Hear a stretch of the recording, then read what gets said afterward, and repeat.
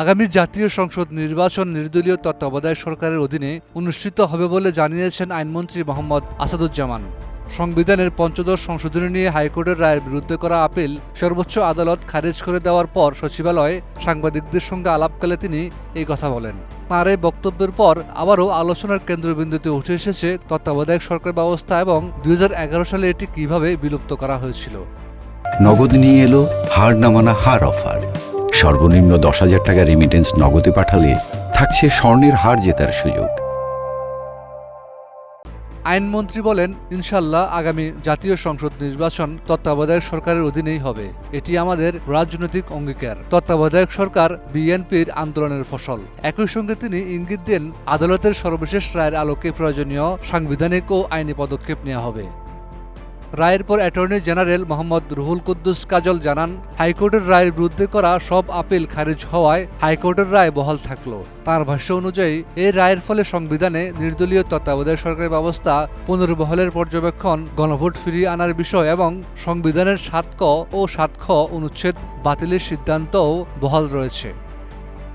তত্ত্বাবধায়ক সরকার ব্যবস্থা প্রথম চালু হয়েছিল ১৯৯৬ সালে সংবিধানের ত্রয়োদশ সংশোধনীর মাধ্যমে। দীর্ঘ সময় ধরে জাতীয় নির্বাচন এই ব্যবস্থার অধীনে অনুষ্ঠিত হয়। তবে ২০১১ সালের ১০ মে তৎকালীন প্রধান বিচারপতি এ.বি.এম. খায়রুল হকের নেতৃত্বাধীন আপিল বিভাগ তত্ত্বাবধায়ক সরকার ব্যবস্থাকে সংবিধানের সঙ্গে সাংঘর্ষিক ঘোষণা করে রায় দেন।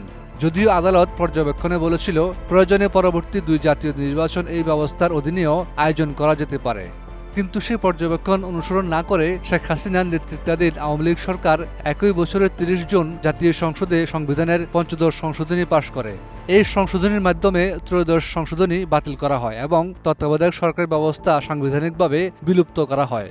একই সঙ্গে সংবিধানের ১২৩ অনুচ্ছেদ সংশোধন করে সংসদ বহাল রেখেই জাতীয় নির্বাচন আয়োজনের বিধান যুক্ত করা হয়। এরপর থেকে আওয়ামী লীগ সরকারের অধীনে অনুষ্ঠিত সব জাতীয় নির্বাচন তত্ত্বাবধায়ক সরকার ছাড়াই অনুষ্ঠিত হয়, যা দেশের রাজনৈতিক অঙ্গনে দীর্ঘদিন বিতর্কের কেন্দ্রবিন্দুতে ছিল। পরবর্তীতে জুলাই গণঅভ্যুত্থানের পর ২০২৪ সালে পঞ্চদশ সংশোধনীর বৈধতা চ্যালেঞ্জ করে একাধিক রিট দায়ের করা হয়।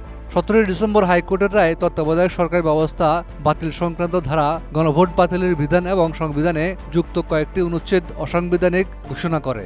পূর্ণাঙ্গ রায়ের বিরুদ্ধে করা আপিলও সর্বোচ্চ আদালত খারিজ করে দেওয়ায় সেই রায় এখন বহাল রয়েছে।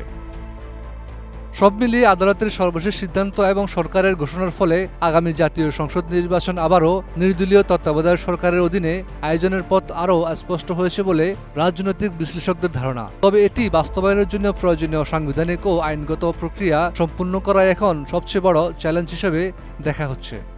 Desk report, ২১ television.